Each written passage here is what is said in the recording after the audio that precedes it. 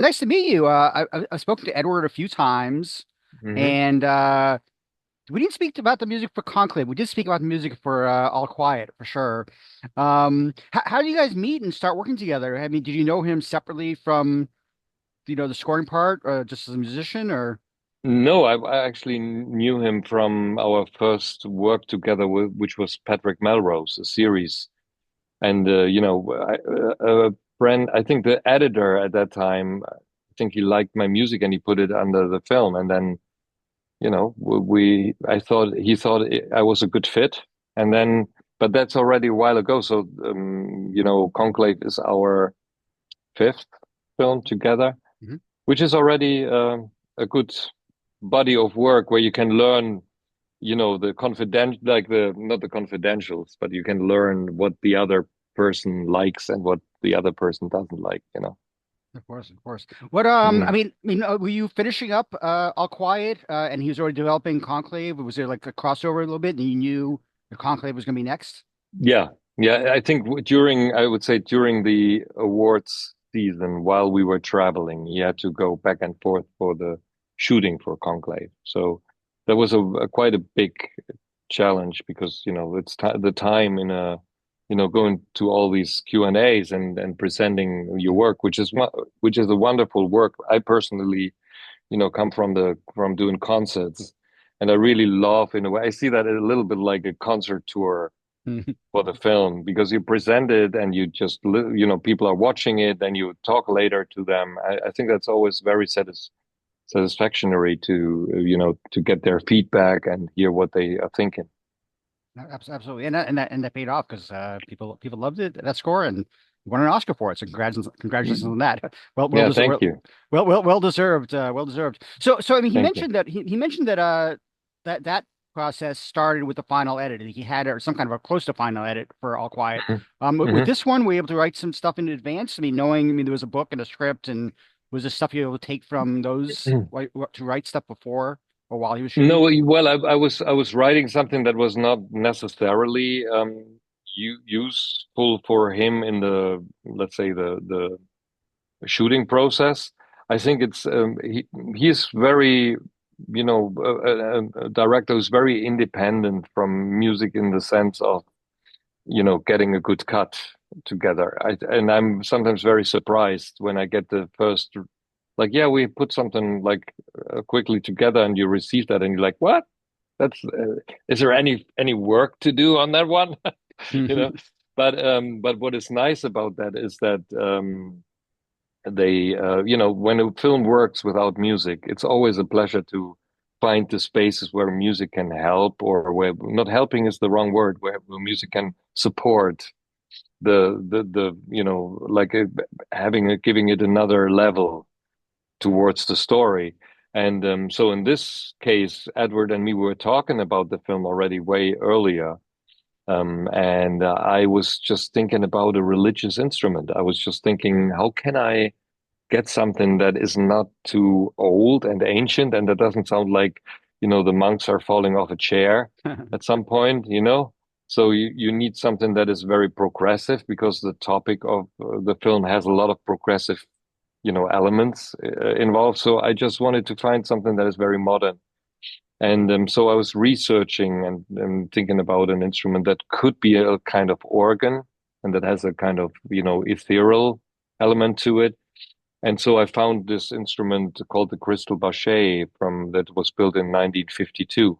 It is used in a couple of other films, and I really loved it. It's played with glass rods, and it has like these kind of cylinders that are transferring the music to the outside, and make them louder, like an amplification. But it's not electronic; it's a pure acoustic instrument, and you play it with water. So you actually take Nice. water in your hands, and then you rub the glass rods. When I found that sound, I just sent that sound to him, and I said I recorded a guy with an instrument. I think I found something that is sound wise, that could fit into the Vatican, into the atmosphere of the buildings. Let's say when they walk through the buildings, there's not a, let's say, monk choir in the background. There's this instrument somehow working. And so I sent it over to him, and he said, "Oh, this sounds really interesting. I would love to, experiment with it." And so slowly you get your little sound snippets into the process without pressure.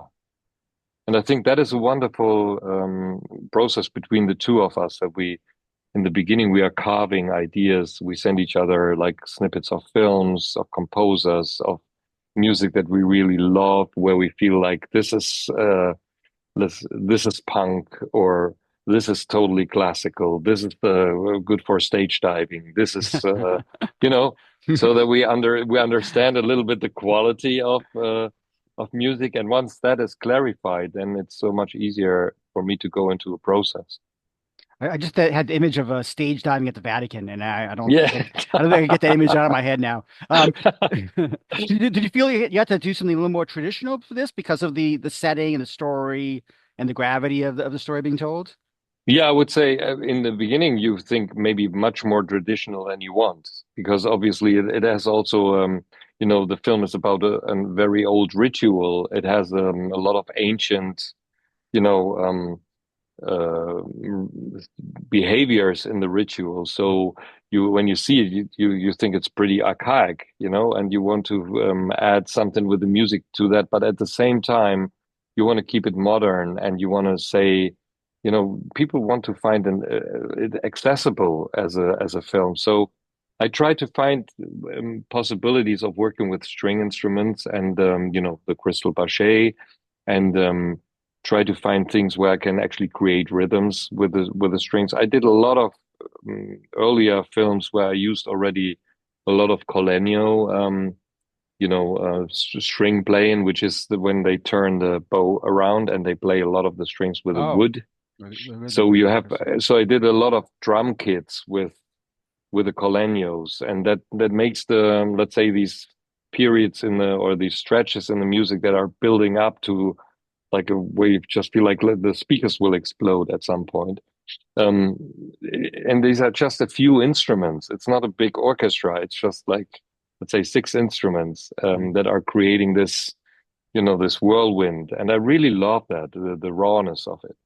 Mhm. Are you still writing everything on piano though before you start thinking about arrangements and stuff like that and the strings or I mean besides the crystal crochet, I mean do you still write everything on piano as much as possible or No, no, no. no? I was even with All Quiet. I mean, I love writing on piano, but I have nearly every week like a violinist and a cellist coming into the studio, and we are in a way experimenting. I mean, we just sit next to each other, and I say, "What can we try?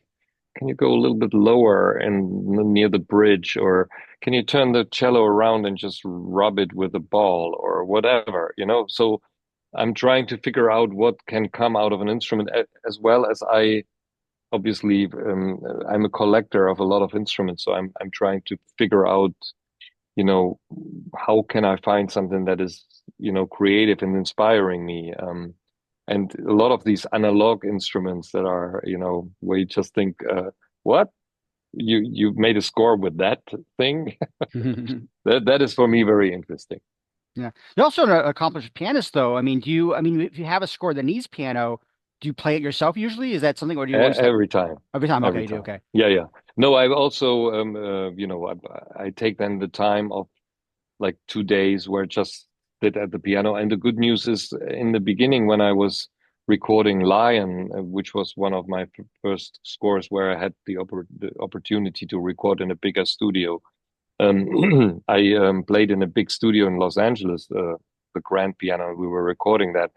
And at some point, I felt like I'm too much under pressure when I'm in the room that is actually rented and it's so expensive, and somebody from the behind the glass is always like, "Yeah, it's too slow or it's too fast."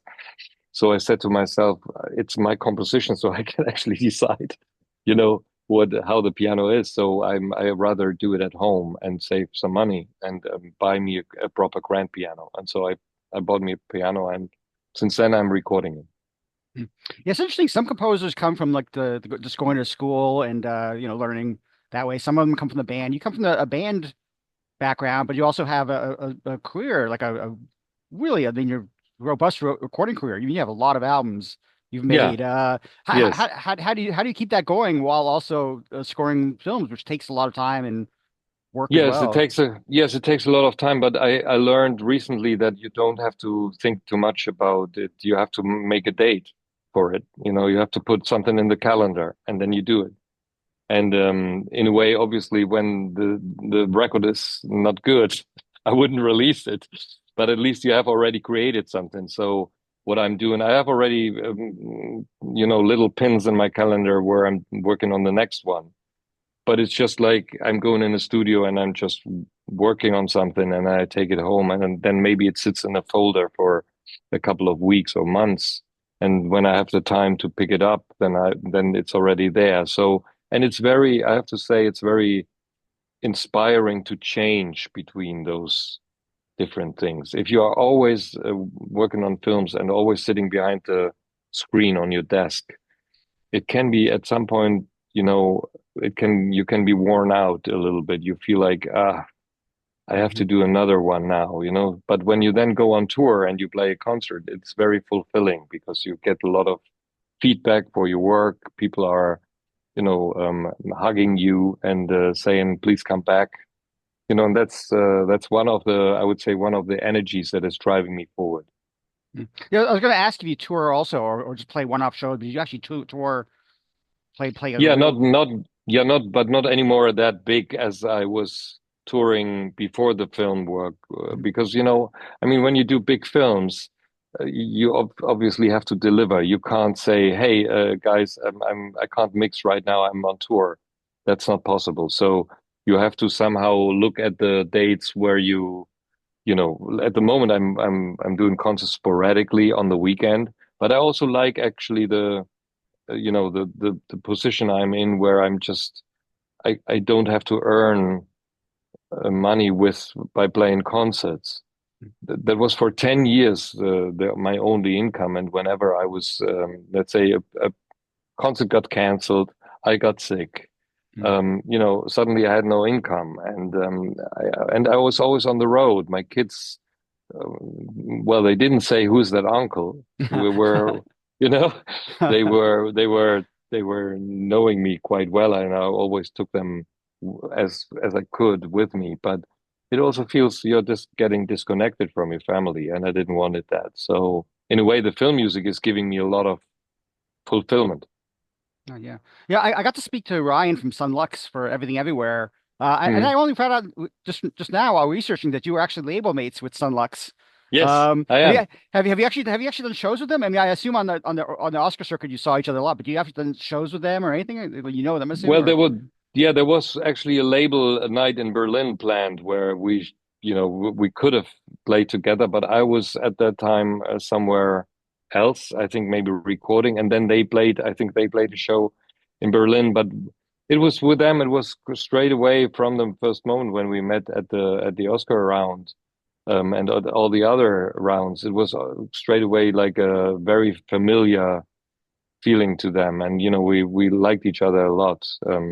And besides the fact, I think it could have been them as well. I mean, it's not like something where you yeah. think like, yeah, it's much more like a feeling that I would say the nights before the price is in a way announced. Sometimes the nicest because you're all in a room together and you have dinner together and you share stories, you get to know each other. And I think that's for me the most, let's say, the most appreciated element of the awards. Yeah, and also you have to remember that there's 600 movies made a year. If that's on the low end, it's probably more like 1,000. Lots of movies made, lots of scores. So being one of five is pretty impressive, actually. Still. Yes, it is. No, it is, and I'm very thankful. I mean, it's also nice and I don't want to downgrade that. It's obviously nice when you win, because that has a total. I was nominated in 2017, and that was definitely different because you are nominated and everybody is looking at it. But when you're not winning, then it maybe disappears, but it's going into your record, and that is already an uplift. And I anyways believe in my whole career that even if, I had in the beginning the feeling of missed chances, a lot of times those missed chances were coming back to me as a booster, Mm. and I believe you have to be patient. That's Did, the yeah. Did you say the line was your first score also? That was your first music to picture? Well, it was my third like Okay. score for a cinema movie. And it was actually the first experience with Hollywood and with, expectations of, producers. And I learned in that 2017, I learned so much about the process of how you have to organize the studio and what a cue sheet is. I had no idea what a cue sheet is. Mm. Yeah. Um, you never come across that thing in a band concert. No, yeah, yeah. But by the way, my Yeah. last question I wanted to ask earlier, do you Mhm. always have to have picture when you're doing a movie or a television show? Do you always have to have some kind of picture beforehand, or not necessarily? Not necessarily. I think, I mean, a picture helps a lot with pacing. I would say, I mean, I can read something and I can come up with like let's say a speed metal track because I think it's, let's say, the fastest action movie that I read, you know. But then I see the pictures and everything is in slow motion, and then I'm like, oh, that's not fitting. So I need sometimes to see or I'll ask sometimes for the dailies, or I ask for a kind of first draft of something so that I can see a little bit the color, how things are in a way, shot, if there are maybe shots of wider landscapes or if it's everything pretty close. And I think that is very helpful for the music and the writing process. Hmm. Listen, thanks a lot for your time. It's such so nice to meet you. I actually started listening to the philanthropy a little bit before you Yeah. came on, Hmm. and it's great work, and I'm excited to see what you do next, and I'll be checking out some of this other music as well. Now that I know about, I didn't know about your solo career until I started. I knew I was going to talk to you, and I was like, oh, yeah, he has this whole other career as well. Yeah, no, it was actually the beginning of people were getting interested in my music. They came to my shows. I did a lot of American tours and people in England and whenever I played in those cities where creatives are, slowly I recognized that a lot of them work with my music in the background. They Mhm. write scripts, and then your music starts to creep in all the little veins. Yeah, you're the temp score they use basically. Yes. A lot of times. Volker, it's such a pleasure meeting you, and hopefully we'll get a chance to talk again in the future as well. So thanks so Thank much. you, Edward.